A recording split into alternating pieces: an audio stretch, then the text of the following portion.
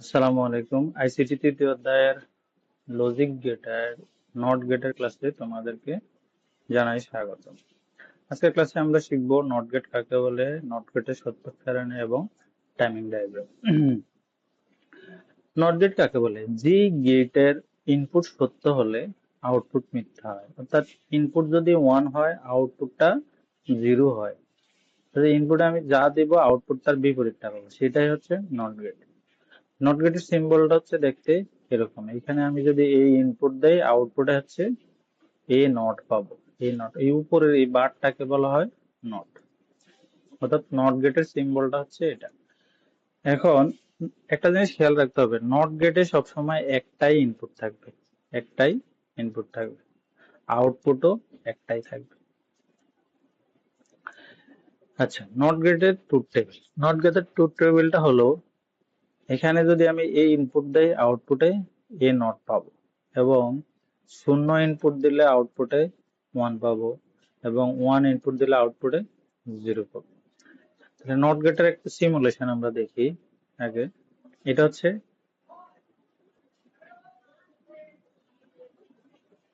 একটা not get. দেখো, এখানে যদি আমরা ইনপুটে 0 দেই তাহলে আমরা কি পাচ্ছি? আউটপুটে 1 পাচ্ছি। ইনপুটটা 0 দিলে আউটপুটে দেখো 1, কিন্তু আবার ইনপুটে যদি আমি 1 করি তাহলে আউটপুটে আমি সরাসরি 0 পাচ্ছি, অর্থাৎ ইনপুটে যা দিচ্ছি আউটপুটে তার বিপরীতটা পাচ্ছি। তাহলে দেখো, এখন নট গেটের সুইচিং সার্কিটটা দেখো। আমরা যদি এখানে পজিটিভ 5 ভোল্ট অ্যাপ্লাই করি তাহলে আমার কারেন্টটা ফ্লো হবে এদিক দিয়ে। এখন এটা হচ্ছে আমার এই সুইচ, এই সুইচে যদি আমি 0 দেই, 0 মানে অফ করি, অফ থাকে, তাহলে আমার কারেন্টটা সোজা এদিক দিয়ে ফ্লো করে চলে আসবে এবং আমার এই বাতিটা জ্বলে উঠবে, জ্বলবে। কিন্তু যখনই আমি কি করব, এই সুইচটাকে অন করে দিব, অন করব, তখন আমার কারেন্টটা সোজা এদিক দিয়ে ফ্লো করবে। আচ্ছা, আমি একটু মুছে দিই, মুছে দিলে তোমাদের বুঝতে সুবিধা হবে।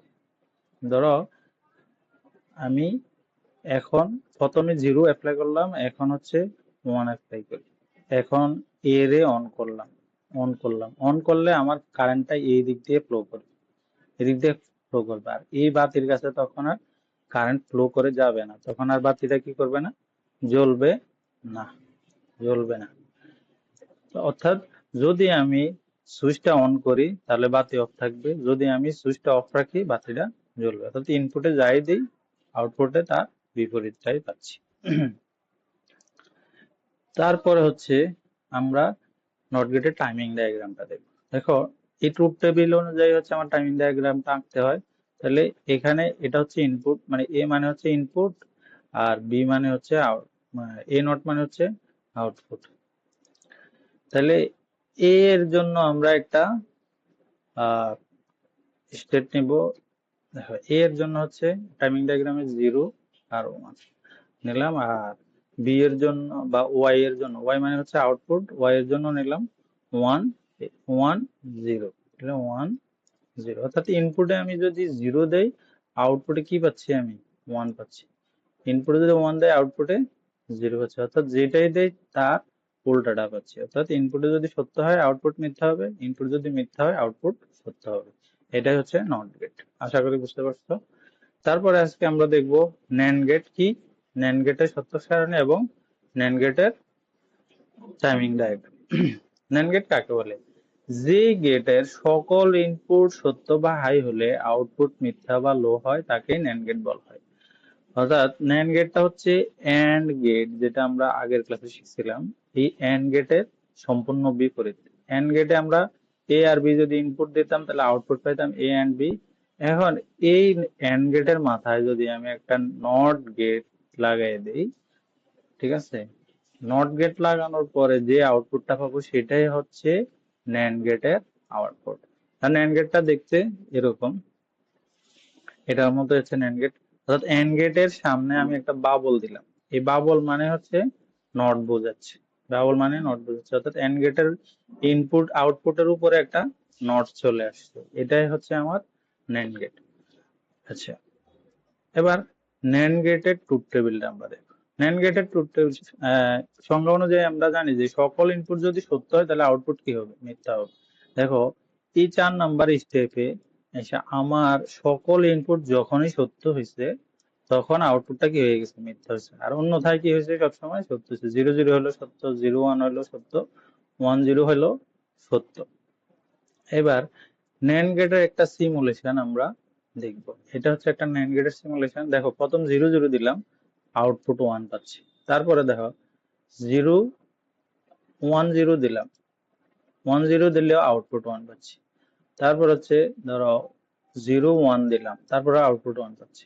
যখনই আমরা 1 1 করব তখনই আমার আউটপুটটা 0 হয়ে যাচ্ছে। অর্থাৎ সকল ইনপুট যখন হাই হচ্ছে আউটপুট তখনই কি হচ্ছে, লো হচ্ছে।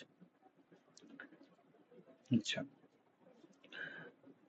এবার হচ্ছে NAND গেটের সুইচিং সার্কিটটা। দেখো NAND গেটের সুইচিং সার্কিটে দেখতে এরকম হবে।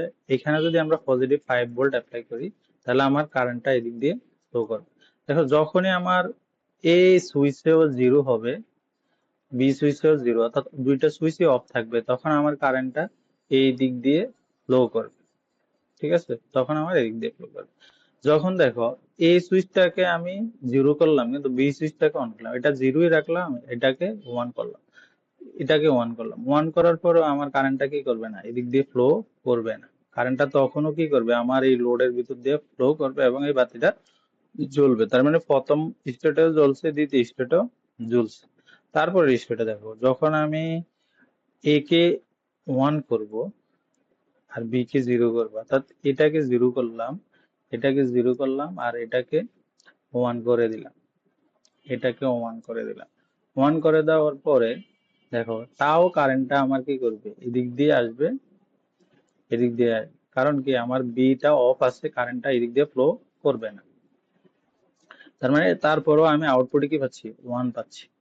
যখনই আমি এ কেও 1 করব, বি কেও 1 করবো, অর্থাৎ এ ও 1 হবে, বি ও 1 হবে, তখনই একমাত্র আমার কি হবে, এই দুইটা সার্কিট মানে দুইটা সুইচই অন হবে এবং কারেন্টটা তখন আমার এই দিক দিয়ে ফ্লো হবে। ঠিক আছে, এদিক দিয়ে ফ্লো হয়ে এদিকে চলে আসবে, তখন আর আমার বাতির ভিতরে কারেন্ট যাবে না এবং কি বাতিটা তখন জ্বলবে না।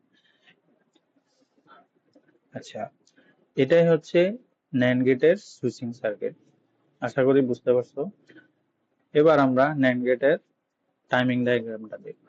এ একটা ইনপুট, বি একটা ইনপুট এবং এ এন্ড বি একটা আউটপুট আমাদের। তাহলে দেখি, প্রথমে এ হচ্ছে 0 0 1 1, তাহলে 0 0, দেখো এখানে হচ্ছে 0 0, এই হচ্ছে 1 1, তারপর এটা দেখো 0 1 0 1, তারপর হচ্ছে দেখো, তাহলে আউটপুট আছে কি, প্রথম তিনটা 1, পরেরটা হচ্ছে 0, প্রথম তিনটা 1, পরেরটা হচ্ছে 0। অর্থাৎ দেখো যখনই আমার দুইটা স্টেট সেম আছে, সেম বলতে যখনই আমার দুইটা স্টেট 1 হয়েছে তখনই আমার আউটপুটটা 0 হয়েছে, অর্থাৎ উভয় ইনপুট হাই হলো, অর্থাৎ সকল ইনপুট হাই হলে আউটপুটটা আমার লো হয়েছে। আশা করি বুঝতে পারছো। আজকের ক্লাস এটুকুই, তোমাদের জানাই ধন্যবাদ। তোমাদের কোনো কোশ্চেন থাকলে আমাদেরকে আমাদের পেজের কমেন্ট বক্সে জিজ্ঞেস করতে পারো অথবা মেসেজ দিয়ে জিজ্ঞেস করতে পারো। আর কুমিল্লাতে আমাদের মিয়াজি আইসিটি কেয়ারের অফলাইন ব্রাঞ্চ হচ্ছে গোলাপকুটির মহিলা কলেজ রোড, কুমিল্লাতে। আমাদের এই নাম্বারে ভর্তি হওয়ার জন্য যোগাযোগ করতে পারো অথবা হোয়াটসঅ্যাপে নক দিতে পারো। আমাদের ফেসবুক পেজের ইনবক্সেও যোগাযোগ করতে পারো। আর আমাদের অনলাইন বেসে যদি কেউ ভর্তি হতে চাও তাহলে আমার এই নাম্বারে যোগাযোগ করার জন্য অনুরোধ করছি। ধন্যবাদ সবাইকে। আসসালামু আলাইকুম।